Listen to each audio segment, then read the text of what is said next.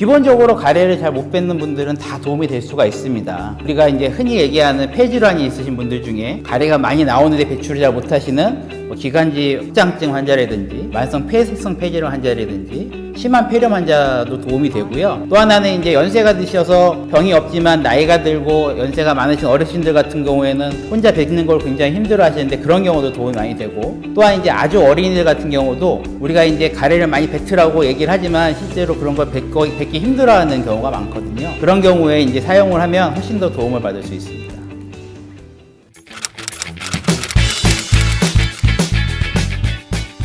결국에는 이게 흡연을 하면 만성 기관지염이 생기고 그게 진행을 하면 만성 폐쇄성 폐질환이 생기는데, 물론 이제 가장 최종적으로는 숨이 찬 증상이지만 그 전에 많이 나오는 증상이 기침 가래거든요. 가래가 많이 나옵니다. 가래가 염증성 가래이기 때문에 끈적끈적하고 잘 안 나오고, 이런 분들 같은 경우도 아무리 내가 뱉으려고 해도 잘 안 나오거나 힘들 때 이런 흉벽 진동기 기도 클리너를 사용하시면 훨씬 더 도움이 됩니다.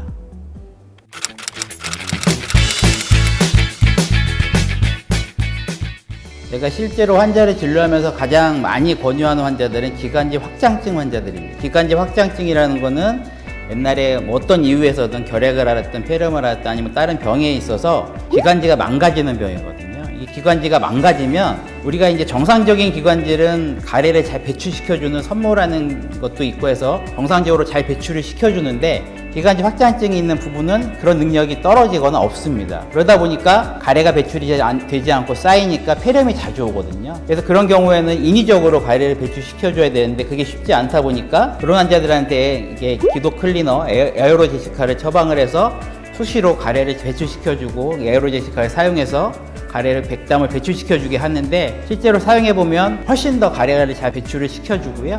그런 분들이 확실히 폐렴에 가능성이 많이 떨어집니다. 또 하나가 이제 수술 전후에 꼭 폐수술뿐만 아니라 전신마취라는 수술인데요. 이런 전신마취를 하는 수술을 하게 되면 우리가 전신마취를 하게 되기 때문에 인공호흡기를 달고, 인공호흡기 달고 나서 몇 시간 수술하고 나면 폐허탈이라는 게 생깁니다. 그건 뭐냐면 기관지가 가래가 차고 그 다음에 이제 공기가 많이 들어가지 않아서 우리가 이제 풍선처럼 생긴 폐가 짜부라드는 효과가 나타나거든요. 그걸 잘 펴줘야 나중에 이제 환자가 회복이 빠르고 폐렴도 안 생기고 열도 안 나는데, 그럴 때 이제 혼자 열심히 해주시는 것도 중요하지만 실제로 이런 기도 클리너, 에어로제시카 같은 기도 클리너를 이용하면 훨씬 더 호전시켜 줄 수가 있어서 수술 후 환자의 폐기능 회복에도 많은 도움을 받고 있습니다.